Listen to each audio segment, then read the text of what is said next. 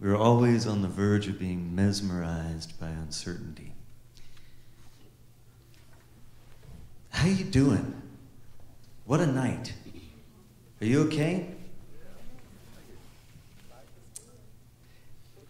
I'm feeling like a rubber band. There's part of me that's just overwhelmed by the enormity of the problem.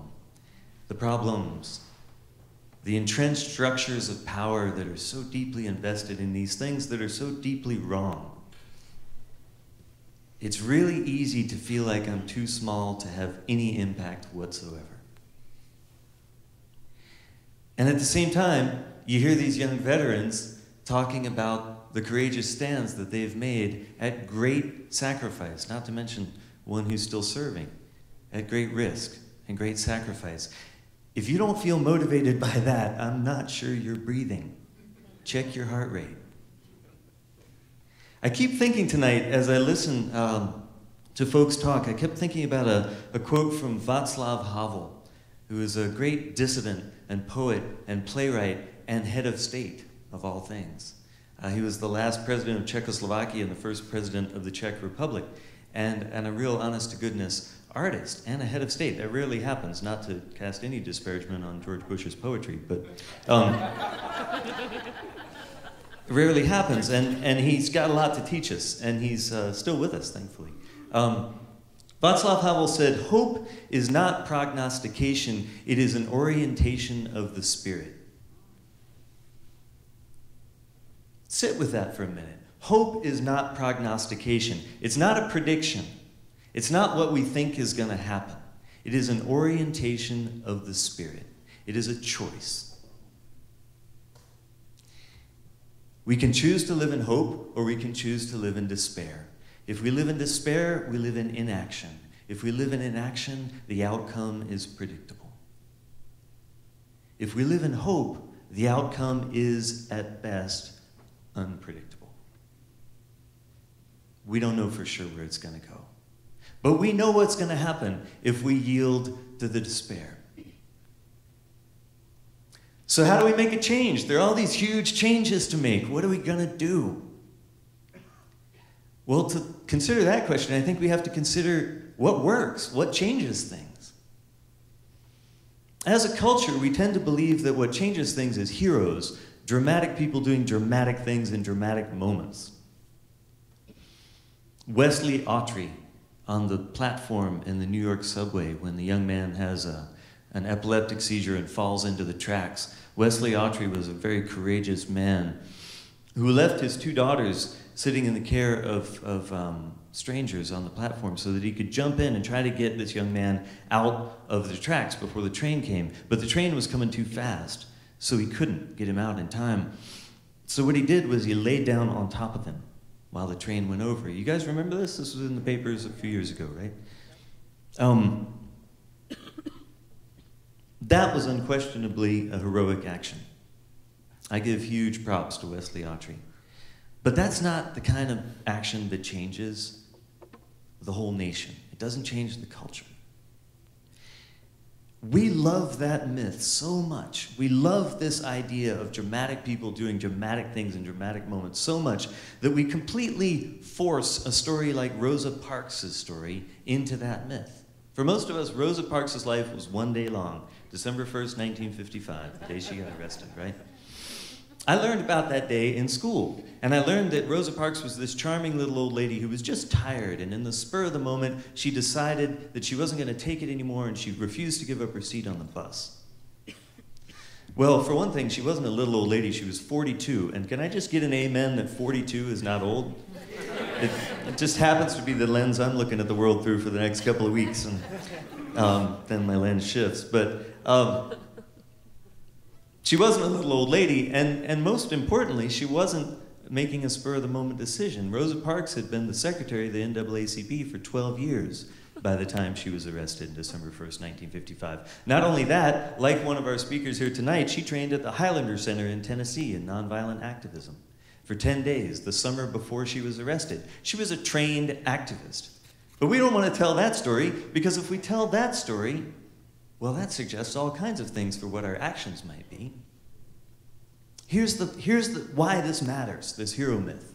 If heroes change things in dramatic moments with dramatic actions, then here are your instructions if you want to change things. Step 1, wait. Wait for the moment, watch for it, be ready, then do the courageous thing.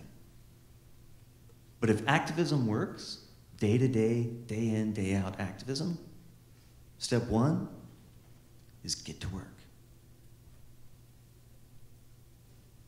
So which myth do we believe? That's the question. Which one of those scripts are we going to follow?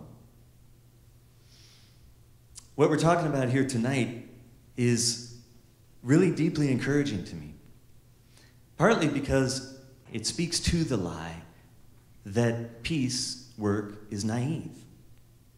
It's naive. It's childish, you know? When you don't know much about the world, you wave your fingers around and you give people flowers and you believe in all that peace stuff, and then you go learn about the real world and you realize, see, it's not that way. Is anybody here tonight prepared to tell me that the speakers on the stage have these naive ideas because they haven't seen enough of the real world? Do they not have the authority to speak to these questions? Is it naive?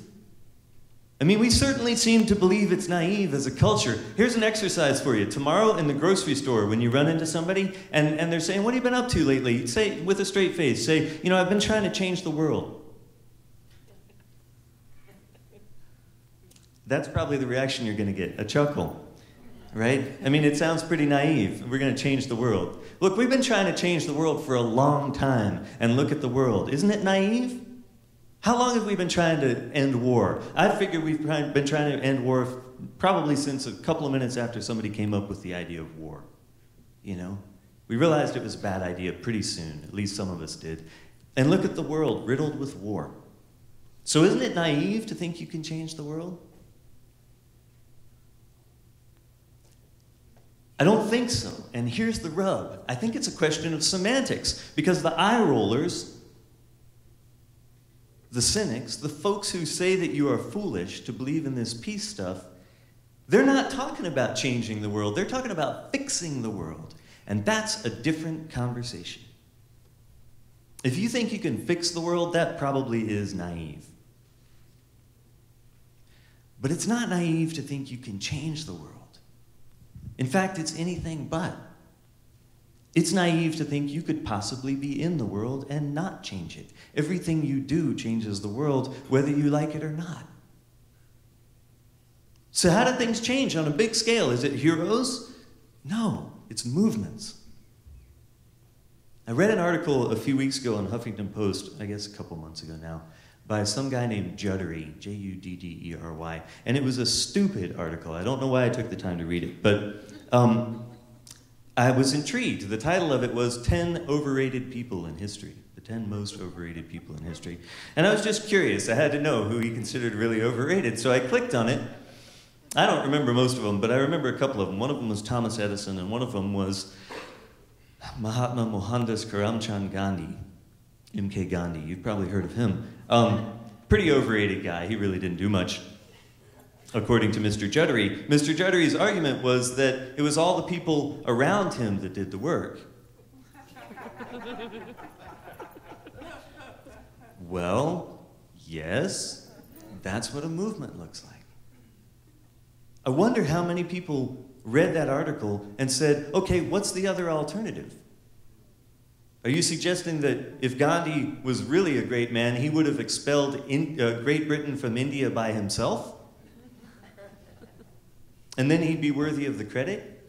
No, he was a leader. He inspired people to move. And that's what a movement is. It's lots of people making a small shift. That's what changes things. Lots of people making a small shift. Do not tell me that small changes don't matter. And I'm not here to blow sunshine at you. I'm not here to tell you that all small changes add up to big ones. That's not true. Some small changes add up to very little. But every big change is made up of millions of small ones. And many of those millions of small ones are integral to the big change. It could not have happened without that. The small changes are fundamental. So please, my friends, do not be overwhelmed by the enormity of the problem. The only way we're going to approach it is through millions of small changes. Do not be immobilized. Do not be mesmerized. Make the small change. My business card says Program Associate for Peace. I have the word peace on my business card. And that means two things. One, it means that I never run out of stuff to do. And it means that I get lots of questions about peace, like, is peace possible? You might be surprised at my answer as a peace guy. I say, no, probably not, and it's not even necessarily a good idea. If peace means the absence of conflict, I'm not sure I'm in for that. Conflict is often necessary on the way to justice. But I don't think that's the point. I think it's the wrong question. We don't ask a tree, we don't say to a tree, tree, you're never gonna touch the sun. You really shouldn't stretch in that direction. If the tree touched the sun, it probably wouldn't be very good for the tree, right? But in order to be a healthy tree and to be contributing oxygen to the planet and to be stretching and growing and real and alive, you have to reach for the sun. And we have to be working for peace. The question, friends, is not, can we fix it? The question isn't, is peace possible? Here's a different question. The question is, can we do any better than we're doing right now? I think we can. And I think it's worth the effort. And I'm humbled and awed to be among you who agree with me on that tonight. Go out there and change the world.